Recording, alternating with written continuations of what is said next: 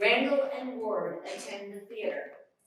A 10-minute play by Rom Watson.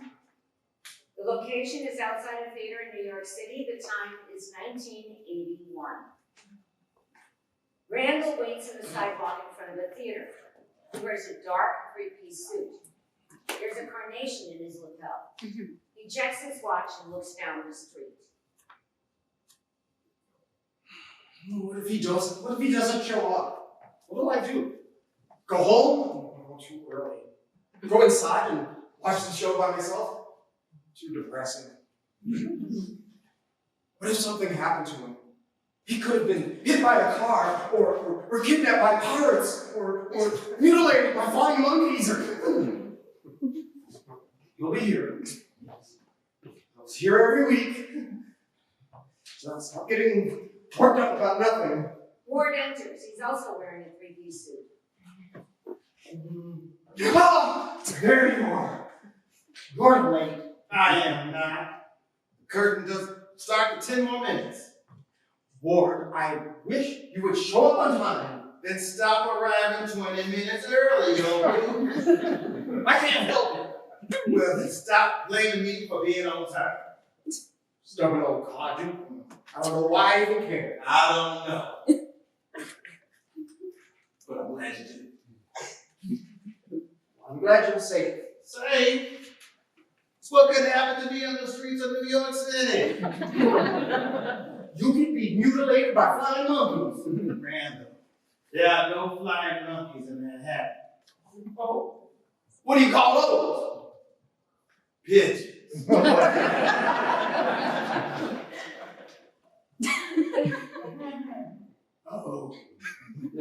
Oh, silly old fool. Besides, I'm not the scarecrow. You're my scarecrow. Thanks, Dorothy. Ward, do you ever wonder what our lives would be like if we met before you married or you left your wife? No. I do. A lot. Why are you bringing this up again? Because it's our anniversary. What? We met 4 years ago tonight. Oh, this blue years is for you.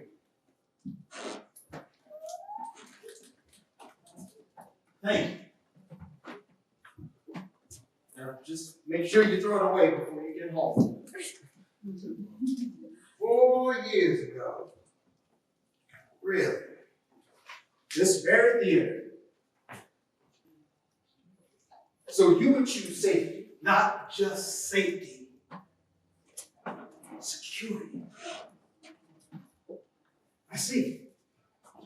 I can't tolerate being derided. I never could. I know that makes me a coward, but that's just how it is. You know, I've always wondered what it would be like if our friendship was physical.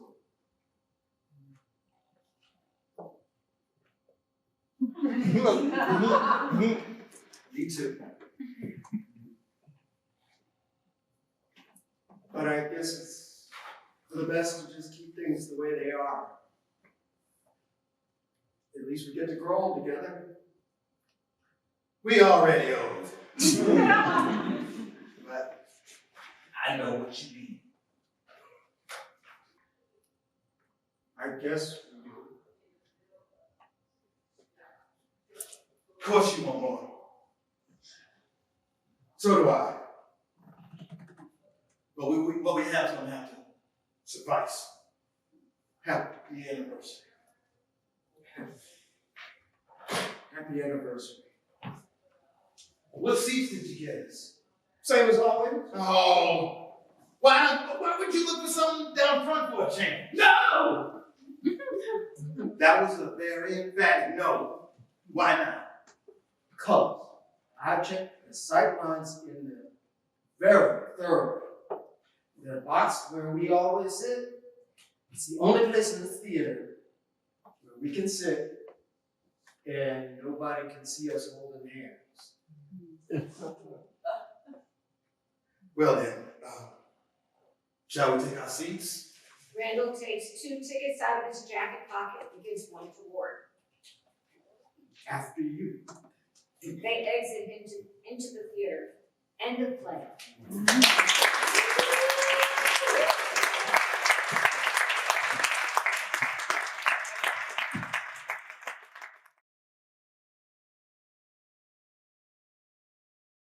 Our last but not least wonderful play of the day. Thank you, Mr. Watson.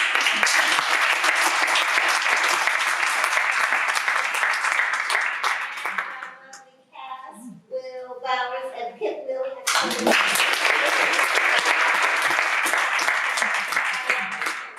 and our wonderful director, Twon. So Rom, tell us how you came about. I'm a member of the Alliance of Los Angeles Playwrights. Here they partnered with the City of West Hollywood for readings.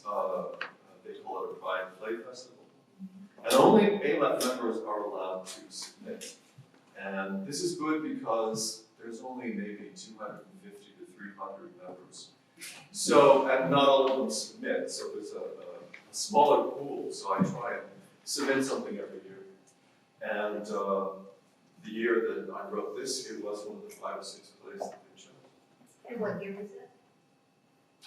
They always did them in person, but this one was done on Zoom, so it was 2020, right after, a couple months after the pandemic. And there was a prompt that year, and it was about hidden relationships, and they gave us a whole paragraph of what they wanted the play to be. And they said, maybe it's about marriages, or maybe it's about this, but something about hidden relationships. This is what I came up with. Very, very good. Twon, your thoughts? Well, let's give Ron another round.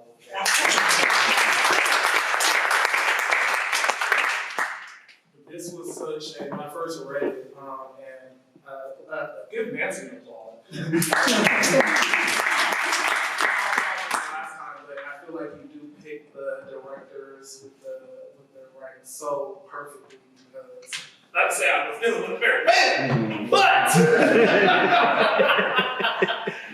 the experience was definitely close to home. But I think that just overall, this is such a beautiful, chaotic love story, and people outside of this relationship will have different perspectives about what this is, whether it's an affair, or whether it's a scandal, or whether, what I'm saying, this is 1981. So, assuming these guys are born in like the 20s, which would make them about 60 years old. And so, just being caught in their era, and I think that what stood out to me the most was just they're able to build this love and have this love in such a time where it shouldn't exist, or the world is telling them that it can't exist. But they're finding the love, they're navigating through. And I think that that's just the beauty of it, to see this older Black couple experiencing this, even though it's chaotic, even though it's, some people may call it toxic, some people may say, you know what I'm saying, you will have all these perspectives on it, but I think that just the beauty that they share with each other, the love that they share with each other is just so sweet, and it's such a powerful, beautiful story. I had the pleasure of reading it, directing it. So happy with what y'all did today. And all the blocking that you saw today, I gave this to them today. So, like, kudos to y'all.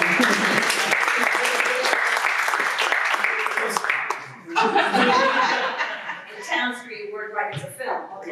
Right. Mr. Bowers, wonderful job as always, sir. Thank you very much. So good to see you. Good to see you. It's been a while. Oh, so nice to see you. Anyway, what are your thoughts? I'm jealous that you lost like 20 pounds or so before I get but and honestly, it's this play really struck a lot of chords because amongst the world in general, America in general, it seems that people sort of have this thing that the gay community, forget trans, and not even thought of at the time, but I mean, like, this, the gay community sprang fully formed, like, out of 1975. Didn't exist.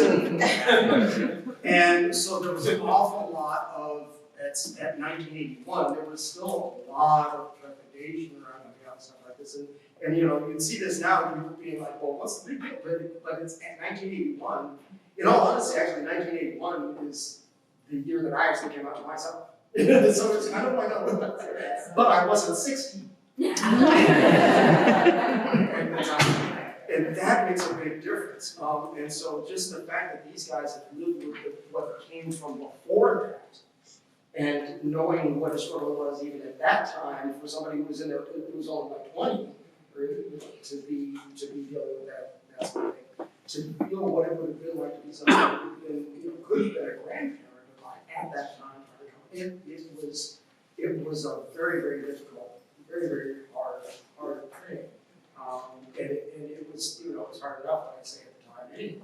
So to see what these two characters are was something that, that I related to in lots of ways. I know people who, at the time, who got married just because they were supposed to, and I know people who, have people who, in fact, it was funny because I don't think I ever told you this, but I had thought of this after I hadn't thought about it for years, but I actually did have like a brief fling, many years ago, when I was about with a guy who didn't want to get married, have kids, this, that, and the other, and the whole thing, and we actually reconnected at one point, trying to talk, and I just asked some things I just wanted to know, and it was like, shut down, like, he didn't even want to deal with this. So it was so there was a lot in there that related, because it would be very easy for this character to just say, this is pushing too far, shut down. And so I love being able to work on something like that, because it was, I know what 1981 was. I would say very similarly. I was in 7th grade in 1981. Oh, go ahead, Tom. I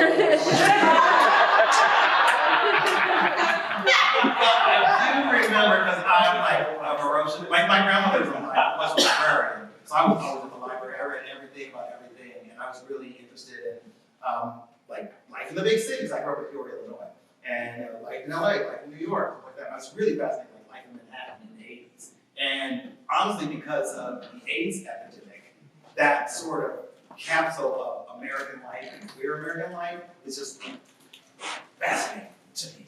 And so I feel like I understand, not from lived experience, but just viewing, and I knew older people that lost a lot of friends during that time, or people that I knew that were older that are no longer here because of the epidemic and such like that. And so I feel like I knew gentlemen like these gentlemen who are, again, they're no longer here. And my first initial reaction to this play was like, this is one of the sweetest little love stories. This is such a sweet love story. Like, I've never seen anything like this. And if you could actually sit on the outside and kind of judge, you're like, oh, well, this guy's cheating on his wife, it's infidelity, he's having not a physical affair, but an emotional affair with anybody. I'm like, for me, that's like, you can take your pee-pee anywhere, but like, you need to bring your heart to it.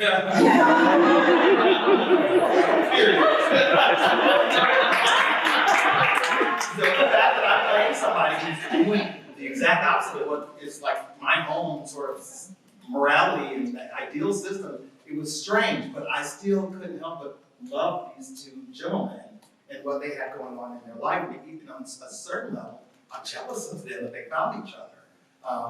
And it's really beautiful. Those are my thoughts. Great. Wow. I was on the reading committee, and so when I read this, it was very emotional. It really was. And I was in New York in '81, but I was young, not as young as you. I was young, but independent, not to drink. So I was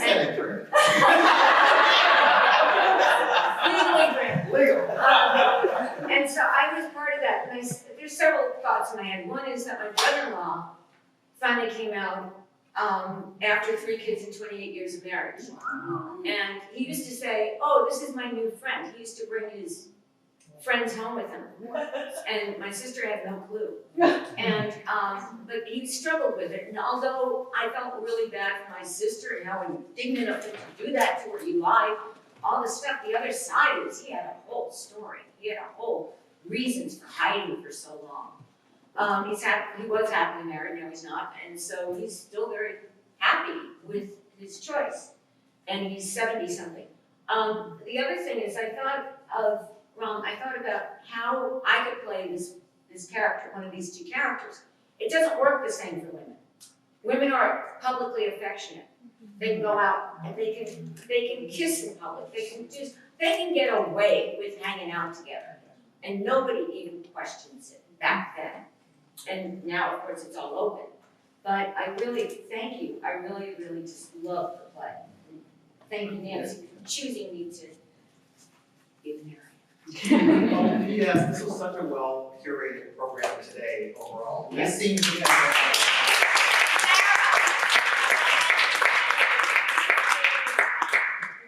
Reading committee, this series was curated by our faculty reading committee, which Colette is on. Kim, are you still in the house? I'm still Kim, in the house. Henderson, and Sarah Bowers here. And Justine? Justine and Sharon. No, not that, not this. Not this time. Yeah, not this time. Alright.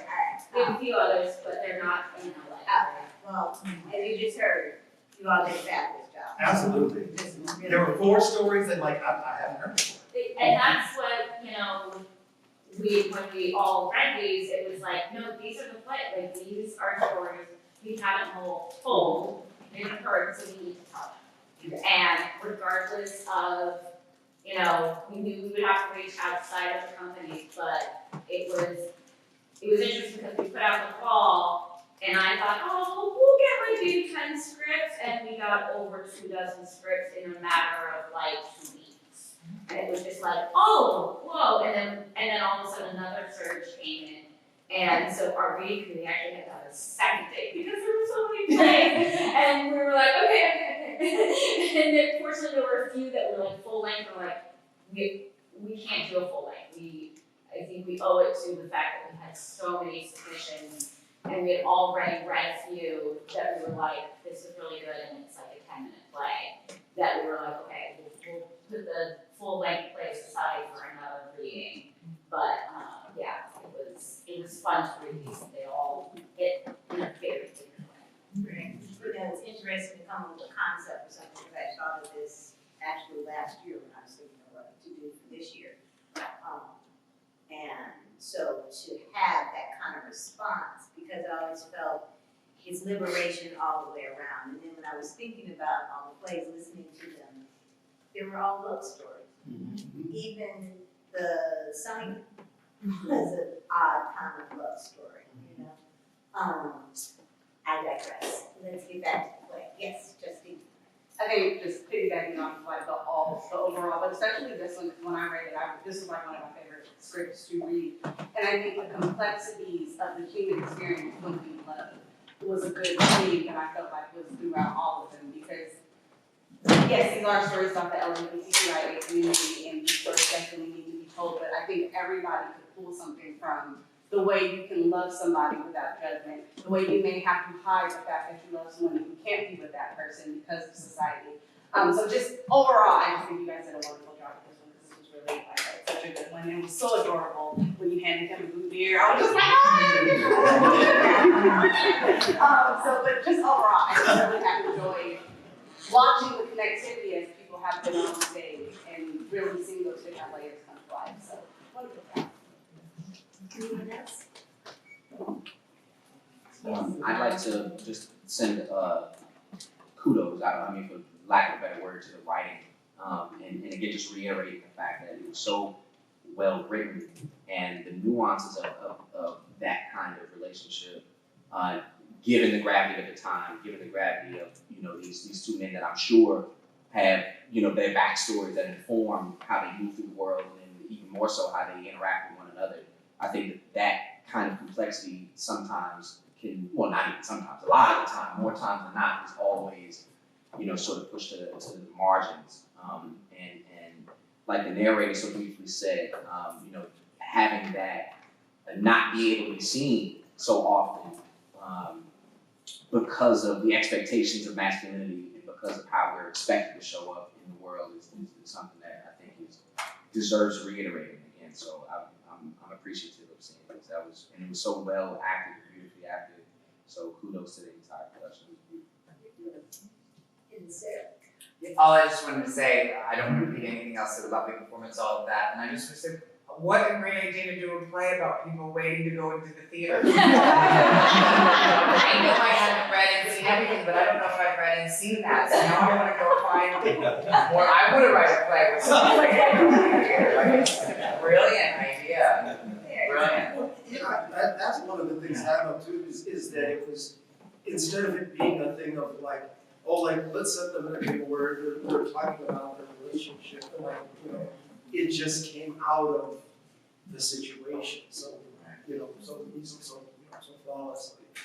It's a circumstance that could certainly happen, so, as opposed to it being like, let's watch this thing about people arguing about their relationship. And I mean, it might be a cliche, but it has truth to it, how long the theater has been a bastion for LGBTQA people seeking out a family, seeking out a safe place, and maybe seeking out a place to perform, to put on the role. You know what I mean? So that just feels great. Thank you. That's another level, brother. Yes. Yes, Justin. I have a question for the writer. What made you choose to write this piece about two black men? And were there any obstacles or things that you had to encounter as far as coming from their voice? Because I walked in about maybe a minute late, and so the first thing I saw was two brothers up there. But the way they dressed, I thought they were ministers in the church.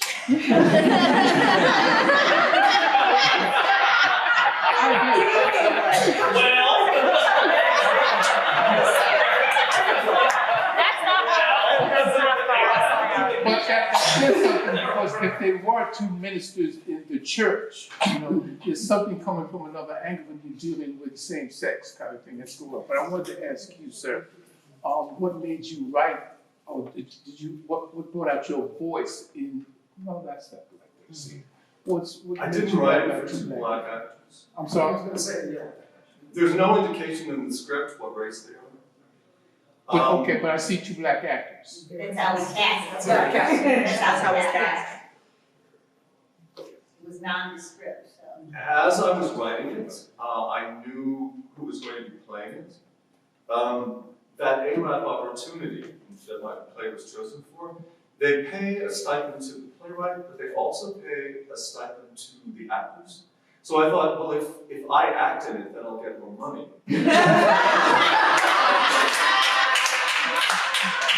Nice. This guy and I think a lot. So I wrote it for myself and my friend Brett Schefter, who's a very good actor. And so we did it on Zoom the first time it was done. So was this a directorial choice? It was a casting choice. Is it what choice? producer choice. I chose. An actor's choice? Producer. Producer's Yeah, choice. artistic director. And why did you choose? Because it was dealing with the Juneteenth. I wanted the intersectionality seriously within our culture and within the LGBTQ community. So. And there was no reason, I mean, and I see no reason not to. Yeah. Exactly. I actually read it with black men in mind, considering you had submitted it for this, so I was like, oh, I didn't even, I was just like, okay, two black men, because they're submitting it for Juneteenth, right? Yeah, well, that was one of the things I liked, though. I was thinking it could be anybody. Yeah. It could be. That's a great thing that a play can be any nationality, any ethnicity, because it's just a universal story. So, Well, I think it says something different depending on what ethnicity that is chosen. If we had two Jewish men doing it, it would be different. I'm giving a little pushback, sir. No, To be I don't frank, because everyone is liking everything.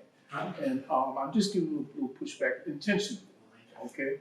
So if there were two Indian men, it'd be different. If there were two women, like, oh, someone said something about that, right? I think you did, right? It's gonna be different, it's gonna be a different story. We're gonna receive it differently. You may receive it differently, but it's the same story. Yeah. I do think that there on some, not on some level, there was definitely bringing ourselves, we can't help but bring ourselves to the work and our own experiences and understanding to the work. And I've lived my whole life as a black man. So you know,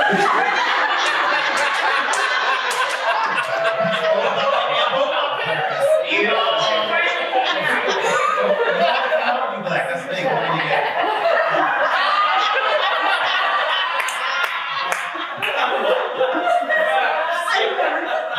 The voice I use, I have, it says in the script 3-piece suit. This is the only 3-piece suit I got. Can't help but look like preacher. That is a cultural thing that we bring to it. And actually, I did think of this, even though it's not in the script. I did approach it as an actor, as a black person living in New York in 1981. And for me, that was another layer of why they couldn't be together in a traditional sense. To me, that was another layer of how they responded and acted to each other. Even like our back and forth, I don't speak like my character, you hear how I speak, but I was trying to bring that with that older generation of black guys that I knew when I was younger, how they spoke and stuff like that. I was bringing that to it, but it's not in the script.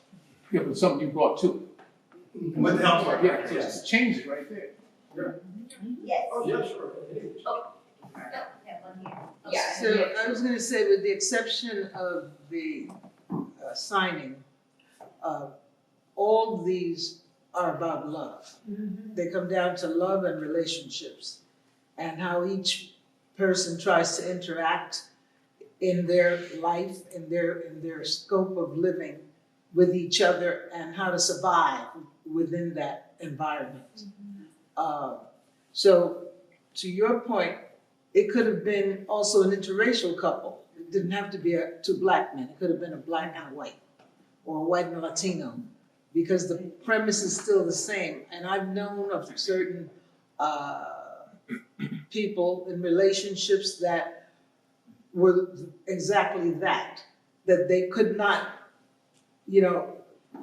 they could not take it to the level of physical intimacy, but definitely they were emotionally, spiritually connected in their intimacy.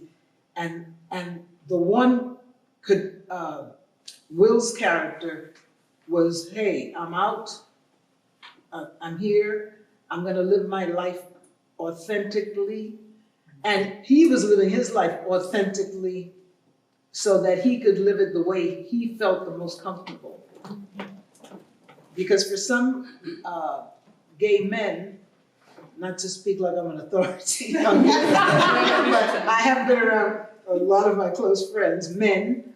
For some, the idea of they don't want to be a flaming queen or referred to or anybody to think that way. And so they're very happily, and like he would probably, if his wife would have wanted to have children, he would have gone along with it, and it would be even better because it would make, I'm a family man, I have a wife, But I'm so glad that we're living in an era where people don't have to do anything that they don't want to, and why should they? It's nobody's business what anybody does with their life except that person. Well, And- we're living in that era, but we want to keep living. There's some people who would love to keep going back to, Right. So I'm so happy to see, and you did have a very wonderful, the curating of the pieces, because you touched upon the different aspects of trans, and some people don't understand, like they say, how do you identify? I guess I said, well, I want a girl, and I guess I feel like a girl, and so, yeah, whatever, female, like, I don't care what you call me, just don't call me late for dinner. I know who I am, and I don't have whatever your issues, those are your issues. But I just thought it was a wonderful afternoon. Thank you. And I came to see my brother Justin because I know he does good work. and I appreciated that today as well. So anyway, I just want to say thank you so much for the talent and for the writers, because I know Justin's written and directed a lot of pieces. It's not easy. So, bravo. Thank you. And then we'll wrap it up. I just have a general question. I'm 64. I'm not really especially familiar with the LGBT community because they keep expanding the letters on there. The acronyms are getting longer. I'm not trying to be funny. I'm just saying, when did that organization get started? Because when I was a child, the gay community only referred to themselves as an alternate lifestyle. When did the LGBT community? I'm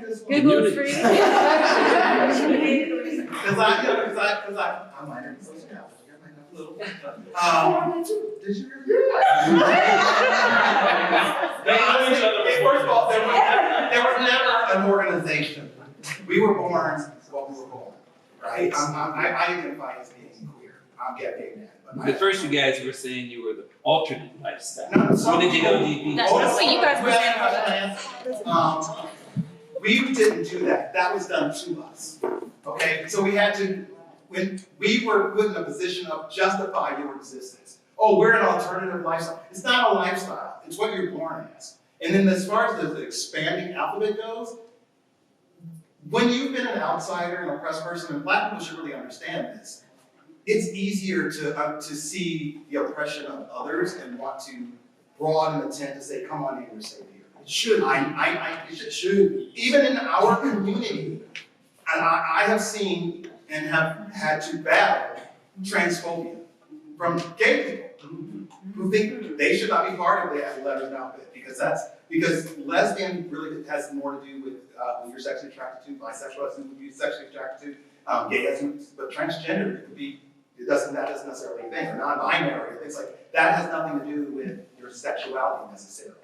So as we are learning, as we are all learning more about the complexities of the human condition and who we are, that community, my community, has expanded to allow others that way.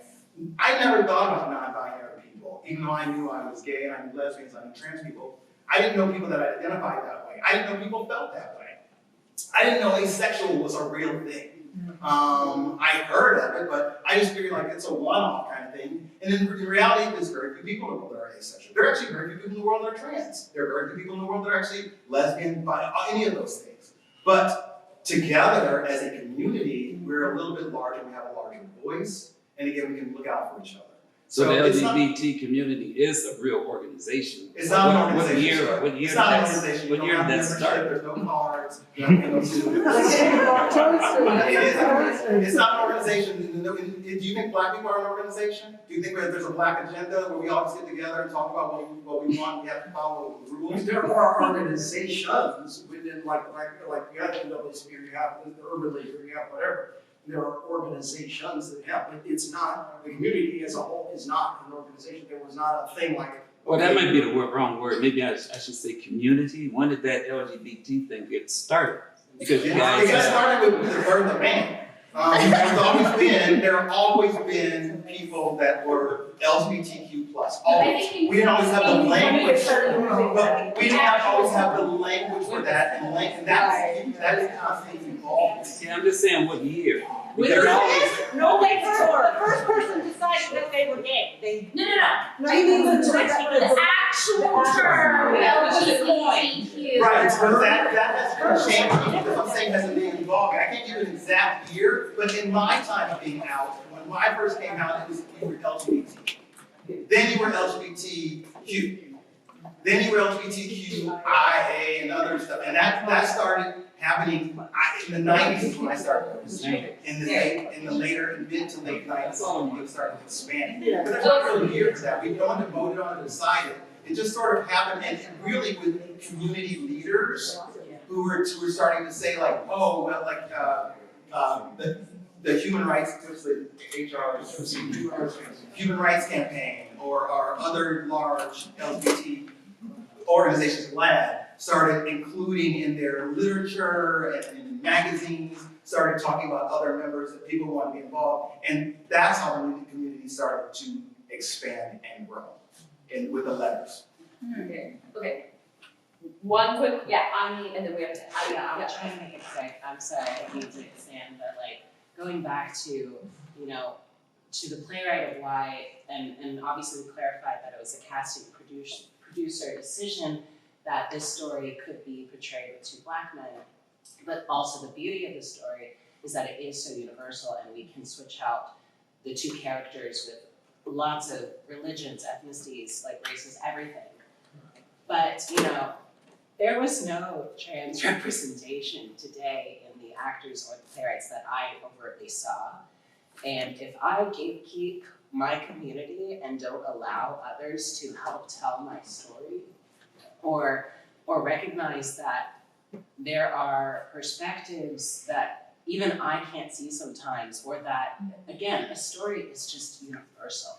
It's not just about being trans or being a Black gay man in a certain time period or certain place.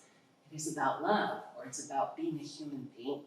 So there is something so great to have in stories that, like, I think about this all the time for myself with cisgender roles that have already been established. I mean, there was a revival of Company in New York where they gender bent and switched the genders from, like, the lead was a male usually, but then he was a female actress.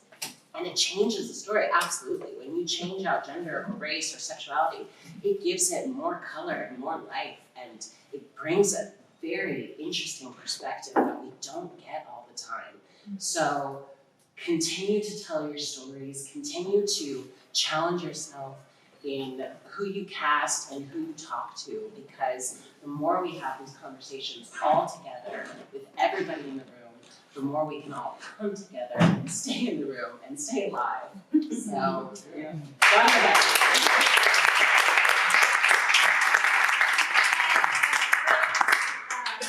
Thank you to end on, just want to say a special kudos to Christina in the booth.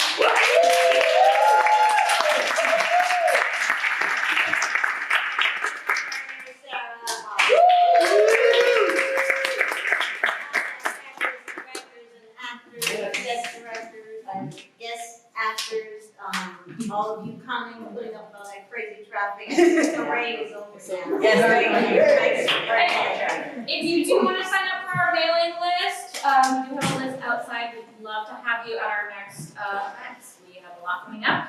We also have workshops, so if you want to work, we have 3 different writing workshops we're going to be offering. Improv that starts July 8th, and acting for the stage, and hip-hop theater that will be in the fall. So please check that out, it's in your program.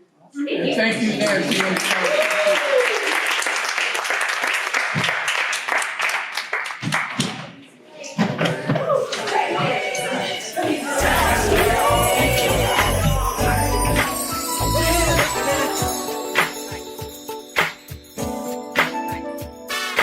Downstream.